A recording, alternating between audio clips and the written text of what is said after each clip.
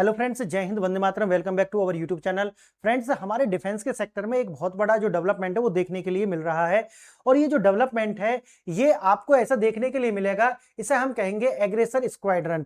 यानी कि भारत की सेना यानी कि एयरफोर्स के अंदर अब इस बात को स्टेब्लिश कर दिया गया है कि भारत के पास अपना एक एग्रेसर स्क्वाड्रन होने वाला है।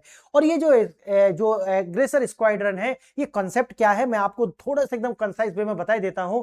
ये एग्रेसर स्क्वाड्रन लगभग बड़े जो देश हैं, चाहे तो रूस हो, चाहे तो चाइना हो, चाहे तो अमेरिका हो, या जहां तक कि पाकिस्तान जैसे जो देश हैं उनके पास भी एग्रेसर स्क्वाड्रन होते हैं। और ये जो एग्रेसर स्क्वाड्रन है ये होते हैं सिमुलेशन के लिए। यानी कि जितने भी अपने जो प्रतिद्वंदी देश होते हैं उनके जैसे जो विमान होते हैं जो वो यूज करते हैं या उसी तरीका के जो फीचर्स होते हैं उनके साथ में उसी तरीका के जो है हम एक्सरसाइज करते हैं अपने देश के अंदर ही, जैसे रियल में होती है। यानी कि ग्राउंड के अंदर उस तरीका का सिमुलेट करते हैं कि जैसे ये भारत का है, तो उदाहरण के लिए चाइना और इंडिया, तो चाइना का जो एग्रेसर स्क्वाड्रन है जब वो अभ्यास करेंगे तो ऐसा करेंगे कि इंडिया जो है ये वाला एज यूज कर रहा है तो हम भी जो यूज कर रहे हैं उनको उसी तरीका से लड़ा करके आपको देखेंगे कि बचना कैसे है। तो इस तरीका की जो पूरी व्यवस्था है वो कहलाती है एग्रेसर स्क्वाड्रन। अब ये जो व्यवस्था है ये द्वितीय विश्व युद्ध के बाद में से निकल करके आती है कि जर्मनी के जितने भी विमान थे जब वो हार जाता है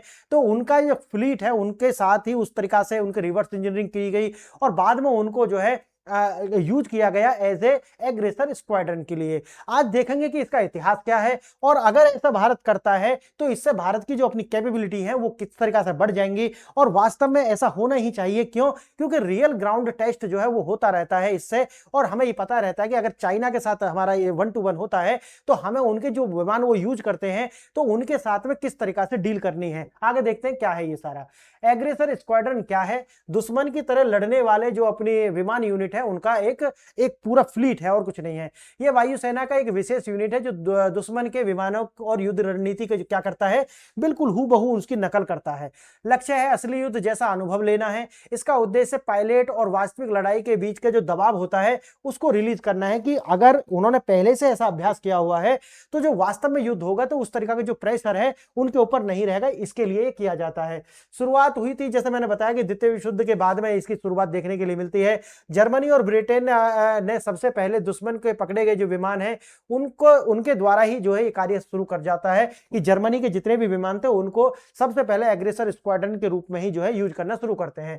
दुनिया भर में एग्रेसर स्क्वाड्रन जैसा कि मैंने बताया है कि अमेरिका के पास में टॉप गन इनका जो आता है वो आता है 1969 के बाद में, जब ये वियतनाम हार जाते हैं। तो वियतनाम बार जब हारते हैं ये तो इनको पता हो चलता है कि नहीं यार, हमारी जो नेवी है, जो हमारी एयरफोर्स है उस तरह की कैपेबिलिटी नहीं रखती, इसलिए उन्होंने बनाया था टॉप गन नाम से ये जो है एग्रेसर स्क्वाड्रन। आगे देखते हैं। चीन और पाकिस्तान जैसे जो देश है उनके पास भी जो है अपने जो एग्रेसर स्क्वाड्रन है। भारत में कोई समर्पित स्क्वाड्रन नहीं था, लेकिन इसके लिए जो है अब ये गठित कर दिया गया है और हमारे पास भी अब जो एक एग्रेसर स्क्वाड्रन होने वाला है। देखते हैं आगे इसमें क्या है। आज युद्ध मैदान धरती नहीं बल्कि आसमान में होने वाला है, इसीलिए एक एग्रेसर स्क्वाड्रन हमारे पास होना चाहिए, ये जरूरत है। अब एक सेना की ताकत उसके फाइटर जेट्स, ड्रोन्स और हवाई युद्ध की क्षमता से ही मापी जाती है। जमीनी लड़ाई का जो समय है वो जाता रहा। अब तो जो जमीनी लड़ाई है वो तब आती है जब हमको जमीन कैप्चर करनी हो, तब हमें जो फुट ग्राउंड सोल्जर्स जो होते हैं उनकी आवश्यकता तब पड़ती है। बाकी लड़ाई कौन जीतेगा ये तो हमारी जो एयरफोर्स है वही तय करने वाली है। आगे देखेंगे इसमें।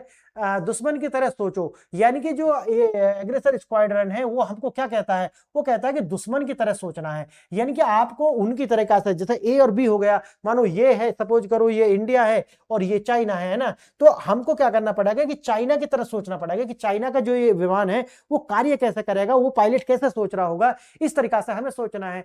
यह वायुसेना की एक विशेष इकाई है। यथार्थवादी प्रशिक्षण के लिए दुश्मन की जो रणनीति है उसके साथ उसका अनुकरण या फिर सिमुलेट उसी के साथ में करना है।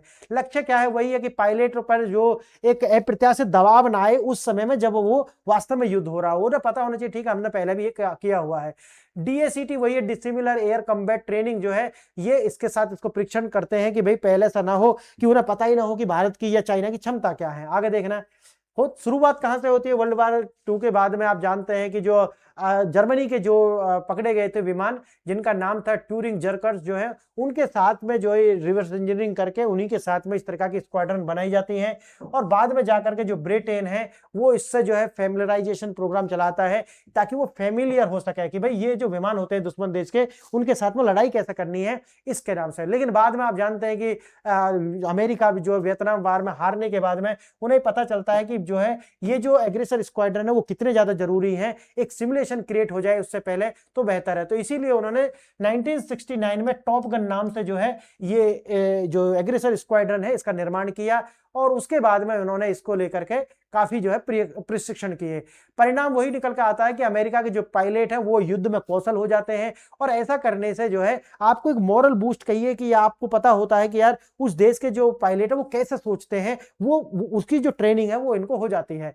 अब अगर देखा जाए विश्व में लगभग सोवियत रूस के पास भी इस तरीका से आपको देखने के लिए मिलेगा, नाटो के अंदर भी ये सारे के सारे हैं, इटली के पास में भी ये था, सब तो आप समझिए कि ये पूरी दुनिया के पास में जो है देखने के लिए मिलता है। ड्रैगन की परछाई चीन का एग्रेसर प्रोग्राम, आप जानते हैं कि वो भारत को जो करने के लिए सुकोई 30 MKI और मिग 29 का उपयोग जो है वो करता है, क्योंकि उस टाइम पर भारत के जो है मुख्य फाइटर जेट्स यही रहे। लेकिन अब जो है अलग तरीका का है, लेकिन वो भी समझ रहे होंगे कि आप शामिल कर ही लेंगे बाद में।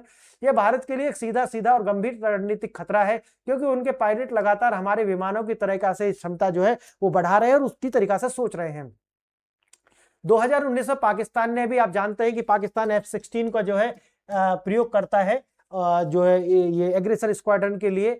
और हालांकि वित्तीय बाधाओं के कारण भी जो प्रशिक्षण सीमित हो सकते हैं, लेकिन उनकी जो रणनीतिक मंशा है वो साफ दिखाई पड़ती है कि पाकिस्तान भी उसी तरीका से कार्य कर रहा है। हालांकि भारतीय वायुसेना अपनी विशेष इकाई जैसे कि सुकोई 30 MKI और मिराज 2000 जो है उन संचालित करने वाली स्क्वाड्रन का उपयोग पहले भी करता रहा है, और DACT जो है और सिमुलेशन की जो तकनीक है या प्रशिक्षण जो है वो अपने सैनिकों को हम देते रहे हैं, लेकिन एक अलग से जो इकाई के रूप में हमने बिल्कुल नहीं बनाया था। लेकिन अब ये सब कार्य हो चुका है। हमारे पायलट दुनिया में सर्वश्रेष्ठ है, ये उन्होंने बार बार जो है सिद्ध करके दिखाया है। ऑपरेशन सिंदूर में जो है ये बिल्कुल जो है एकदम अभी नया नया है, ये भी उन्होंने जो है सिद्ध करके दिखाया। अब आप जानते हैं कि एक समर्पित एग्रेसर स्क्वाड्रन जो है भारत के लिए गेम चेंजिंग हो सकता है, और इससे हमारे जो सैनिक हैं उनकी क्षमता और ज्यादा बढ़ने वाली है, और ऐसा रक्षा विशेषज्ञ भी मानते हैं। तो फ्रेंड्स, आज मैंने बताया कि किस प्रकार से भारत में ये जो डेवलपमेंट हुआ है ये कहीं ना कहीं एक साइकोलॉजिकल जो विन है हमारी उसको दर्शाता है। तो बताइए लेक्चर आपको कैसा लगा? लेक्चर आपको अच्छा लगा है तो चैनल को लाइक शेयर एंड सब्सक्राइब जरूर कीजिए, और कमेंट कीजिए। आपने वीडियो यहां तक देखी इसके लिए बहुत बहुत धन्यवाद। जय हिंद, जय भारत।